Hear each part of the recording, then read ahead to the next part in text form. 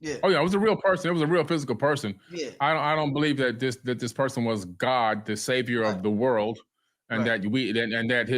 that the creator of the universe and maybe even the multiverse says, you know what, I just can't get the humans to listen to me, even though I won't show myself to them and give them anything to give them any solid evidence. And I just all these powers I got, I Right. just can't control my own creation. So I'll create my own son and send him down to die. Mm. That's pretty sadistic. I just don't believe in that story at all because, matter of fact, in the Sinai Bible, Jesus is never even crucified, and that Bible predates the King James version of the Bible. The King James version is newer than the Sinai Bible, and they have 14,000 discrepancies between the two. And I don't believe he was ever executed or hung or crucified in any kind of way. I believe that was added much later by the Romans.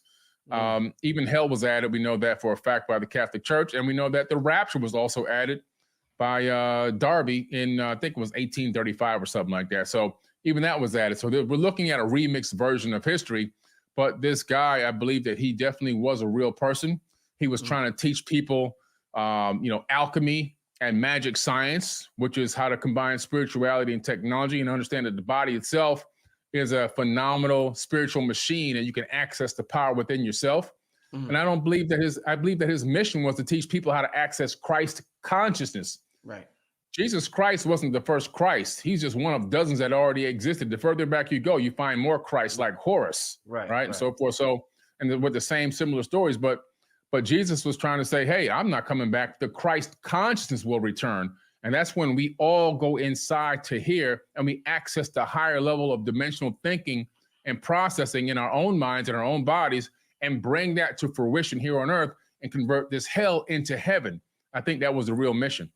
Is there any that are women that stick out? Are there any women saviors that hit planet Earth like Jesus, like Tahuti, or like whoever, and they got quote unquote crucified for telling the truth? See, this is where the story always tends to get a little weird. I'm glad you brought this question up. Yes. What we see when we look at these Abrahamic religions, when we look at Christianity and Islam and all these other religions, it's predominantly 1000% male dominated. And we have this male or masculine energy that's always being portrayed, and it's typically always a man. It's always a man. Even God has been attributed with an actual gender. We got to call God he, him, right? I'm his son, I'm his daughter, or whatever. And so I think where we can see evidence of tinkering with ancient text is the fact that it always seems to be extremely male dominated. And even when you look into not even too far into the past, I'm talking about within the last maybe 100 years, women couldn't go into church. Women could never speak in the temple. They couldn't do this. They couldn't. The women was completely or were and still are oppressed. They're just now beginning to break out of that in certain parts of the world, right? And when you go to the Middle East or you go to Egypt and Africa, you see the evidence of the oppression of the feminine energy. Everything is dirty. Everything is one color. There's no flowers. It looks like a gigantic bachelor pad. When you look at the world as a whole, if you look at the macro aspect of male dominance, you see wars and killing and abduction and nuclear weapons, and we're going to fight you for this land, like what's going on right now over there in Gaza. We're going to kill you and wipe your whole family out so we can take this land because we don't think you deserve it. We want your resources. We're going to go steal resources over here and resources over there. That's all toxic male dominant energy. And the planet itself is full of toxic male dominant energy. There's not a balance here. Until we regain balance between divine masculine, divine feminine, there's always going to be this off feeling or this frequency that's not going to be matched. And because of that, we're going to see what we see going on here. We have to get back into a certain level of balance.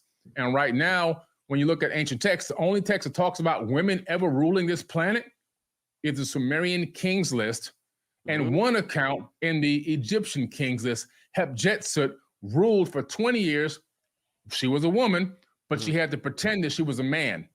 All her images had to be carved as a man. She had to tell everybody that she was really a man and hide behind being a woman. But in the Sumerian Kings list, actual women actually ruled the entire planet.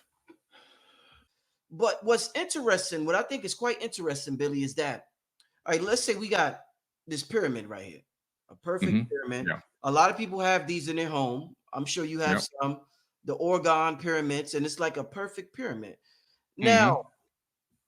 we know antennas come in different shapes and sizes. So if geometry, sacred geometry acts as an antenna to resonate with higher planes of creation, that what the ancients did, Billy, this is interesting. This is a perfect pyramid. What the Hmm. ancients did was they modified the shape of the great pyramids where you just came from with a slight indentation in the center. And you can only see it Yeah. from the sky. So it's not a Right. perfect pyramid like this. It's a slight indentation.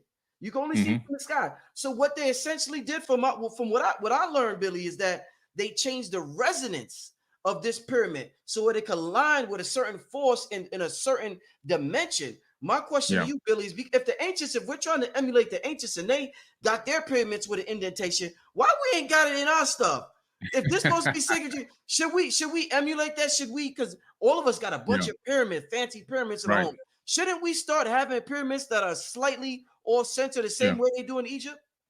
Now, that's a good point you bring up. The Great Pyramid at Giza is an 8-sided pyramid, and you can only see it from a particular angle in the sky with the sun in a particular part of the sky, and then you can begin to see the shadows and the angles. Of course, you can also be on the ground and measure the angles, but the Great Pyramid of Giza is an 8-sided pyramid, and we know that Tahuti was the god of 8. Uh, And even what he did was he went and built the Pyramid of the Sun and Pyramid of the Moon in Teotihuacan, Mexico. And the Pyramid of the Moon he built for his wife, Mayat. And he built that, it's 8 pyramids stacked on top of each other in Mexico. He's a god of 8. So everywhere you go, you're going to see a lot of 8s resonating with Tahuti, aka Thoth the Atlantean. But yeah, we should take our, like I sell those same resin pyramids, those Oregon pyramids on my website, for example, for years. One of my first products was those same exact pyramids. But you're right, we should find a way to, to make some of them 8-sided. Russia took pyramids and they hollowed them out. They built hollow pyramids in a laboratory setting outside. And they began to plant crops underneath the pyramids and took the same exact type of crops, planted them on the outside of the pyramid. And in these experiments, the crops they planted inside the pyramid structure in the sacred geometry grew almost twice as fast and were almost twice as abundant as the ones that were planted on the outside in the same exact soil.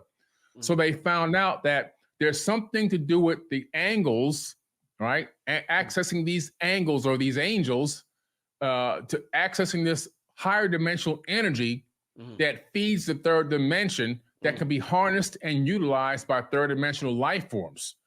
And so, this is incredible because then that same experiment was replicated many times.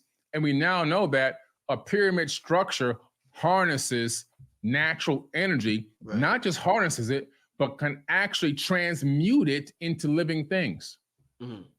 Yeah, I mean, by Compendium of the Emerald Tablets by Billy Carson.